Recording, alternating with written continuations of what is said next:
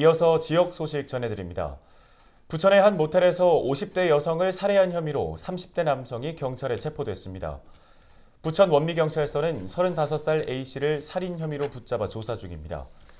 A씨는 지난 12일 부천시 심곡동의 한 모텔에서 50대 여성 B씨를 살해한 혐의를 받고 있는데요. B씨는 지난 12일 낮 12시 20분쯤 묵고 있던 객실에서 양손이 묶인 상태로 숨진 채 발견됐습니다. 경찰은 발견 당시 B씨의 얼굴 부위에 멍이 있었다는 점과 B씨의 방에 한 남성이 출입했던 CCTV 기록 등을 토대로 수사를 진행해 왔습니다. 해양경찰청이 지난 1월부터 6월까지 국제범죄 집중 단속을 펼친 결과 308명을 검거해 이 중 17명을 구속했다고 13일 밝혔습니다. 유형별로는 밀수와 밀입국 등 국경 침해 범죄가 55%로 가장 많았는데요. 전년 동기와 비교해보면 검거 건수의 경우 73%, 검거 인원의 경우 40% 증가했습니다. 해양경찰청 관계자는 삼면이 바다인 우리나라의 특성상 국경 범죄는 해상을 통할 가능성이 높다며 바닷길을 이용한 국제범죄를 원천 차단하는 데 집중하겠다고 말했습니다. 이재명 경기도지사가 소수에게 집중된 불로소득은 국민에게 돌려줘야 한다며 개발이익 환원제 도입을 강조했습니다.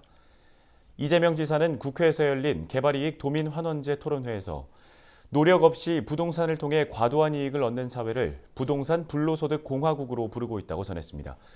이어 성남 대장지구 사업을 예로 들며 성남시가 5천억 원이 넘게 공공환수를 했음에도 사업자는 회계상 3천억 원이 넘는 이익을 얻었다며 부동산 불로소득의 문제를 지적했습니다.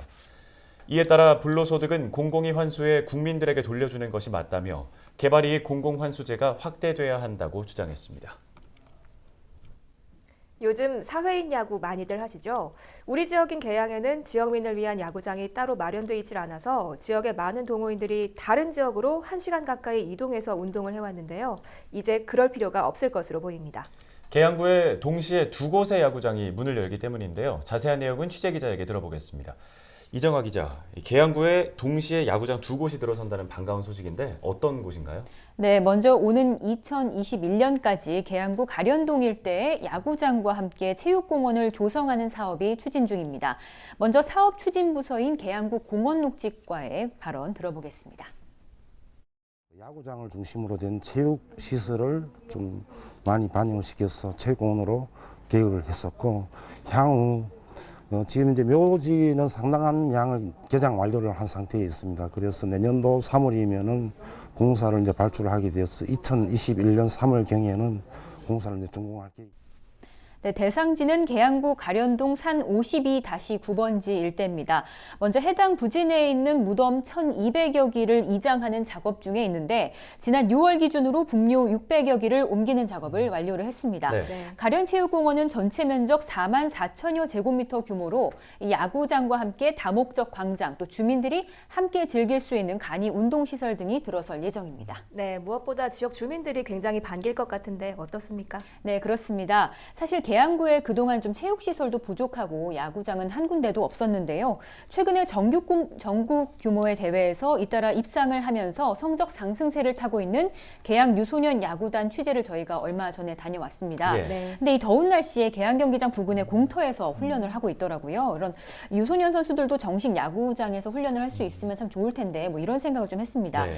이게 훈련을 하긴 해도 별다른 이제 안전장치가 없기 때문에 사실상 좀 안전상의 문제가 있다고 합니다.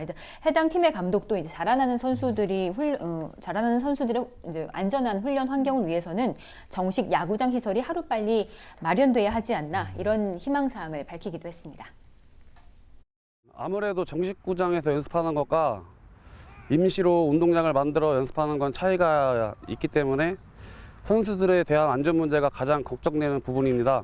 전용 구장이 있으면 선수들이 안전하게 연습하며 운동할 수 있는데 그런 부분에서는 항상 아쉬울 수밖에 없는 것. 네, 지금까지 소개를 좀 들어본 가련 체육공원 말고도 현재 추진 중인 지역 야구장이 한 곳이 더 있는 거잖아요. 네. 언제 만나볼 수 있는 건가요? 네, 이 가련 체육공원과 함께 또 한 곳은 계양구 규련동 일대 생활체육 야구장입니다. 아라천 두리오토 캠핑장 인근에 면적 약 2만 1,000제곱미터 규모로 계획 중인데요. 최근 서울지방국토관리청으로부터 하천 점용 허가를 받았습니다. 설계를 시작으로 올해 말에서 내년 초쯤 공사가 들어가고 나면 완공은 내년 6월에서 7월이 되고요. 빠르면 내년 하반기에는 운영을 시작하게 될 것으로 보입니다. 예. 이 규련동에 야구장이 들어선다면 앞선 가련체육공원보다 먼저 모습을 드러내게 될 텐데요.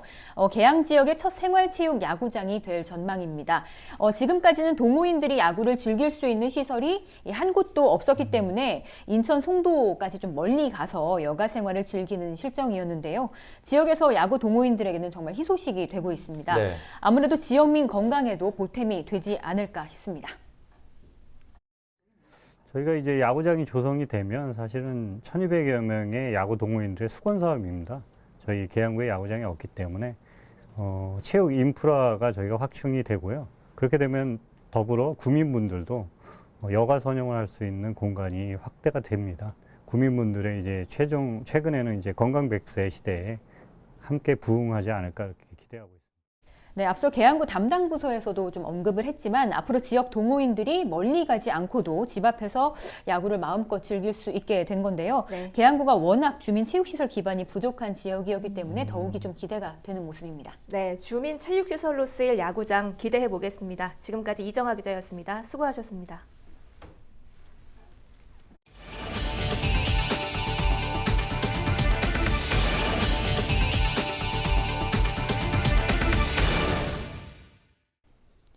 경기도 특별사법경찰단이 도내 휴양지 200곳에 대한 불법 운영 실태를 조사해 67곳을 적발했습니다.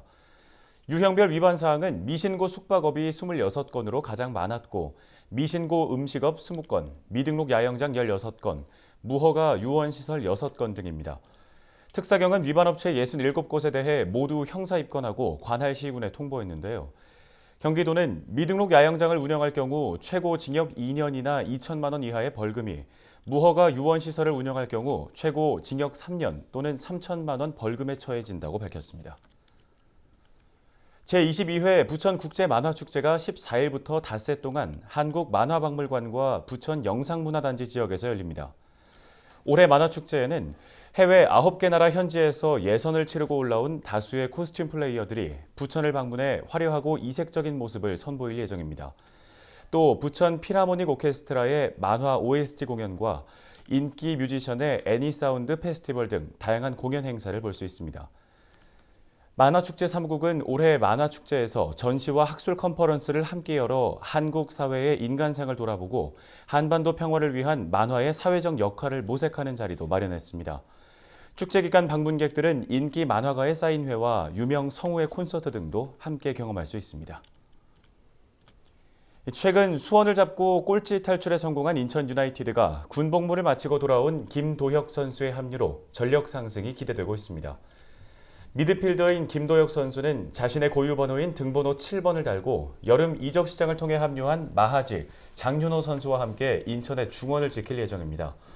김도혁은 전역과 함께 지난 6일부터 팀 훈련에 참가하고 있으며 이번 주말 제주와의 경기에 출전할 전망입니다.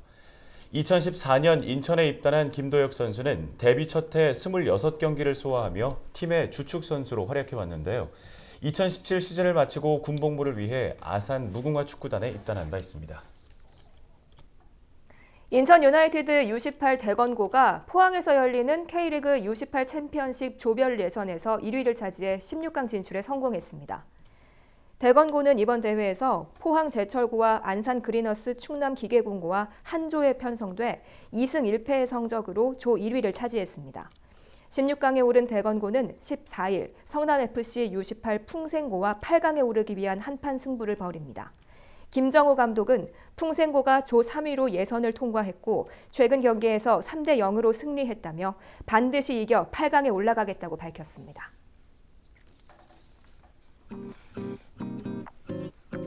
날씨 알아보겠습니다. 폭염특보가 전국으로 또 확대 강화됐습니다.